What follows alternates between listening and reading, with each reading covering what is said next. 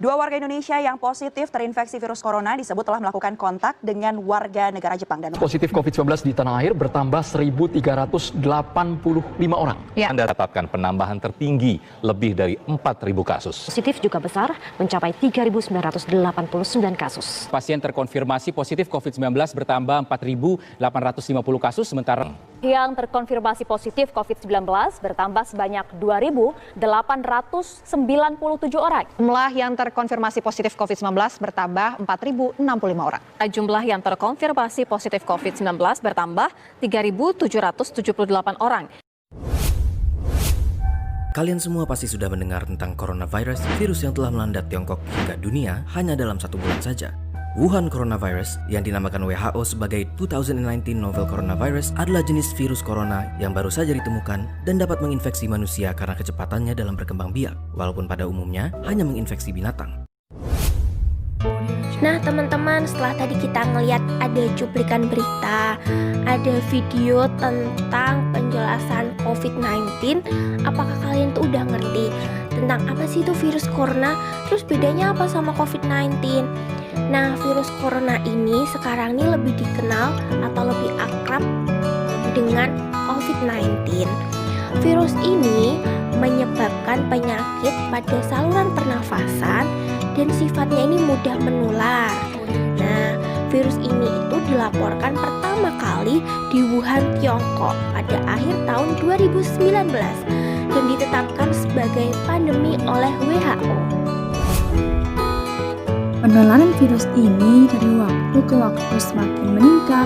Pemberlakuan lockdown, pembatasan sosial berskala besar, dan kegiatan lain telah dilakukan untuk menghentikan penularan virus ini.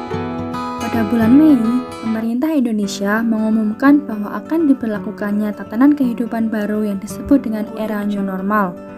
Era new normal merupakan perubahan perilaku untuk tetap menjalankan aktivitas normal, namun ditambah dengan menerapkan protokol kesehatan seperti selalu memakai masker, menjaga jarak, dan rajin mencuci tangan.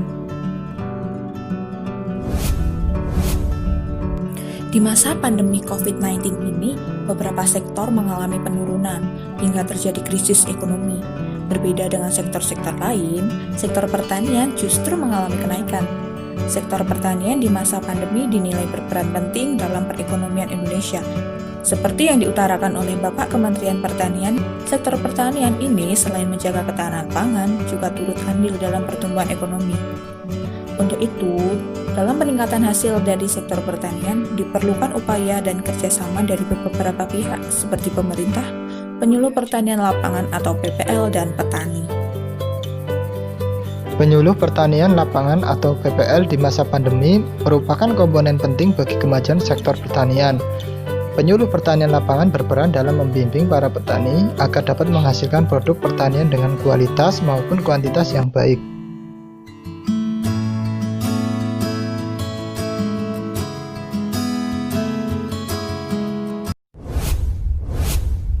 Sebenarnya kegiatan penyuluhan itu tujuannya apa sih? Tujuan dari kegiatan penyuluhan itu untuk memberikan informasi, pengetahuan, membimbing petani, mendemonstrasikan atau memperkenalkan tentang suatu inovasi di bidang pertanian, dan mendiskusikan permasalahan-permasalahan yang ada di bidang pertanian. Sebelum adanya pandemi, kegiatan penyuluhan dilakukan secara rutin dengan mengadakan pertemuan tatap muka antara petani dan penyuluh. Namun, berbeda dengan di masa era new normal seperti saat ini, pastinya terdapat banyak perubahan dalam kegiatan penyuluhan pertanian.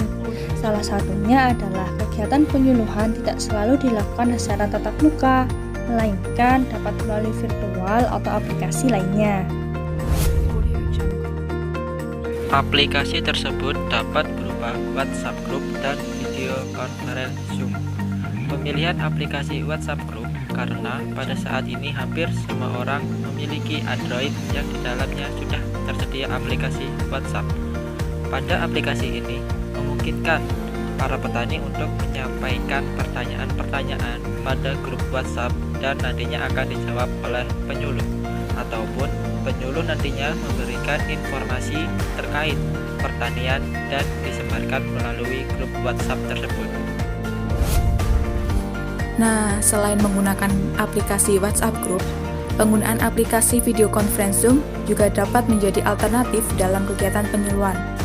Kelebihan dari aplikasi ini yaitu memungkinkan penyuluh untuk memaparkan materi seperti kegiatan penyuluhan pada umumnya. Hanya saja tidak dilakukan secara tatap muka langsung. Namun, para petani yang umumnya kurang paham teknologi akan kesulitan untuk mengakses aplikasi ini, sehingga kegiatan penyuluhan menggunakan aplikasi Zoom dinilai kurang efektif. Selain kegiatan penyuluhan dilakukan melalui aplikasi, kegiatan pertemuan tatap muka tetap ada. Hanya saja pada kegiatan tersebut memperlakukan protokol kesehatan yang telah ditetapkan, seperti tetap memakai masker, mencuci tangan, menjaga jarak, dan menghindari kerumunan, sehingga tidak semua anggota kelompok tani dapat ikut dalam kegiatan pertemuan tersebut. Nah guys, mau nggak mau nih ya, kita harus mulai beradaptasi dengan tatanan kehidupan baru atau yang sering disebut dengan new normal. Biar virus COVID-nya cepat pergi, pandeminya cepat selesai, dan stay healthy. Selalu ingat protokol kesehatan yang telah dianjurkan, seperti tetap memakai masker, menjaga jarak, mencuci tangan, dan menghindari kerumunan. Mulailah disiplin, mematuhi aturan yang ada dari diri sendiri, kemudian ajaklah orang di sekitar kamu. Tidak rugi kan bila kita selalu mematuhi himbauan dan aturan dari pemerintah. Ayo, saling mengingatkan, saling menjaga agar kita terhindar dari corona. Perkenalkan, nama saya Alifta Salsabila, NPM 1910401095. Terima kasih. Perkenalkan, nama saya Intania Eva Rahmani, NPM 1910401096. Terima kasih. Perkenalkan, nama saya Sagaruri Dinarto, NPM 1910401097. Terima kasih.